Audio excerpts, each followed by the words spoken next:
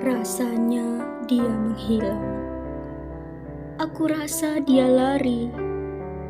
Apa dia bersembunyi?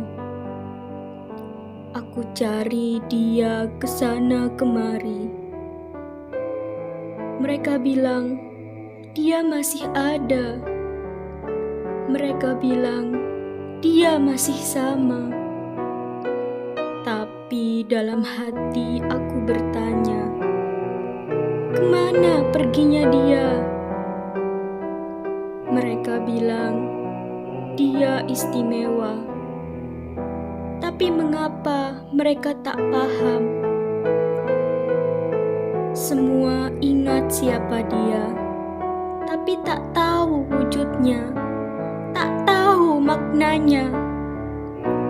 Kita percaya dialah sang pemersatu.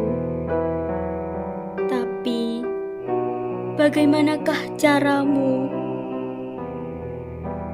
Ini sebenarnya perasaan rindu, ataukah aku yang terjebak dalam kesadaran palsu? Semoga ini benar hanya perasaan rindu. Rindu pada kesaktianmu. Rindu padamu. Padamu, Pancasilaku.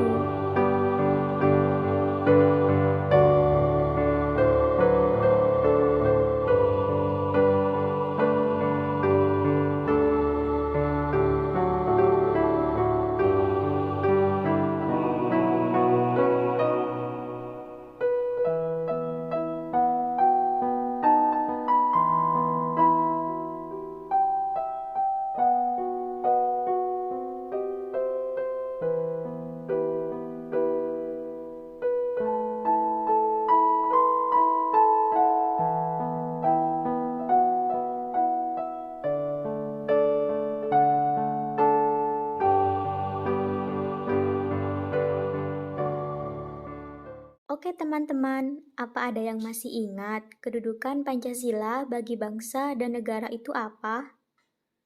Iya betul, kedudukan Pancasila yaitu sebagai dasar negara Republik Indonesia. Nah teman-teman, Pancasila sebagai dasar negara Indonesia bukan lagi suatu hal yang baru bagi masyarakat Indonesia. Dari zaman dahulu, nilai-nilai Pancasila memang sudah terkandung dalam kehidupan sosial budaya masyarakat kita loh. Nilai-nilai tersebut telah meliputi berbagai aspek kehidupan dan masih dipelihara sampai saat ini. Teman-teman, nilai-nilai Pancasila perlu sekali kita kembangkan dalam kehidupan sosial budaya. Hal ini dimaksudkan agar tercipta suasana yang tenang, sejahtera, damai, dan aman. Perlu teman-teman ketahui, tanpa nilai-nilai tersebut, kita tidak akan dapat mencapai semua itu. Nah, teman-teman, selanjutnya akan dijelaskan beberapa implementasi Pancasila dalam kehidupan sehari-hari, mulai dari sila pertama sampai sila kelima. Silahkan teman-teman cermati dan saksikan. Selamat belajar! Indonesia mempunyai 6 agama yang diakui oleh pemerintah, yaitu agama Islam, Protestan, Katolik, Hindu, Buddha, dan Konghucu yang dituangkan dalam sila pertama Pancasila. Bangsa Indonesia mengakui adanya Tuhan. Setiap kita percaya akan adanya Tuhan sesuai dengan ajaran agama masing-masing tanpa adanya diskriminasi. Kita harus saling hormat-menghormati dan bekerja sama antara umat beragama. Tidak boleh mengganggu ibadah satu sama lain, membina dan menjaga kerukunan. Sesungguhnya agama adalah hubungan pribadi dengan Tuhan Yang Maha Esa.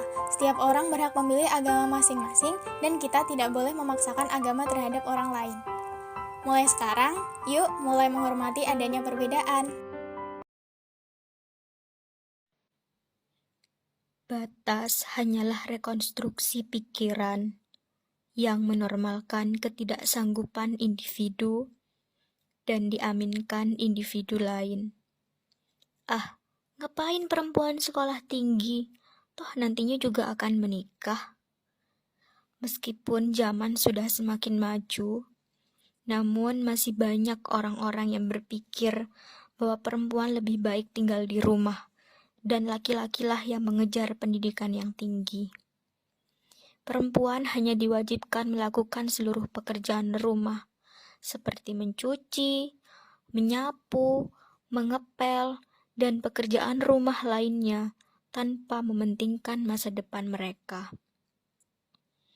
Mereka tidak diberi kebebasan, mereka hanya dikurung dan dipekerjakan layaknya seperti pembantu. Padahal, mereka juga pantas untuk berkarya. Mereka juga pantas untuk menuangkan pikiran dan pendapatnya.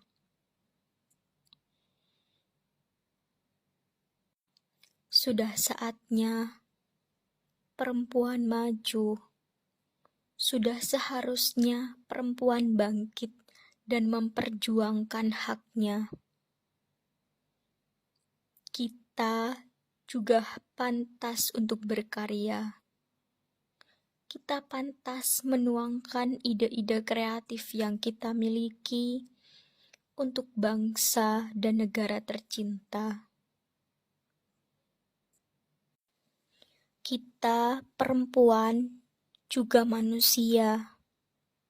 Kita juga berhak mendapatkan hal yang sama seperti laki-laki. Kita sebagai perempuan jangan pernah menjadi sosok yang lemah. Tunjukkan pada semua bahwasanya perempuan bisa mengambil alih dunia. Kita dituntut untuk bisa segalanya. Tak peduli apapun resiko yang akan kita hadapi nantinya. Semangat teruntuk para wanita yang sedang berjuang di luar sana.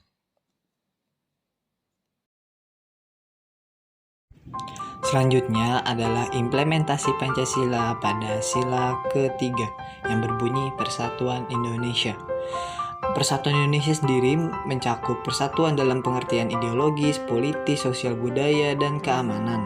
Nah, dalam hal ini kita nggak berhak tuh yang namanya menjudge atau menjelekkan pilihan seseorang. Karena di dalam Indonesia ini kita mempunyai hak untuk kebebasan berpendapat. Dan dalam hak kebebasan berpendapat itu kita dapat menjalin persatuan dan kesatuan dalam ideologi nasional yaitu Persatuan Indonesia. Selain itu kita dapat juga mempererat tali silaturahmi dari antar bangsa, antar daerah maupun budaya untuk keberlangsungan Persatuan Indonesia itu sendiri. Dan di sisi lain kita dapat memperkenalkan budaya lokal maupun daerah Indonesia ke kancah internasional sehingga Indonesia makin terkenal di luar. Terima kasih. Implementasi sila keempat dalam Pancasila yaitu menghargai pendapat orang lain. Kita dapat dikatakan menghargai pendapat orang lain ketika yang pertama, ketika ada orang lain yang sedang berpendapat, alangkah baiknya kita mendengarkan dengan sungguh-sungguh. Jangan sibuk sendiri atau mengobrol dengan orang lain.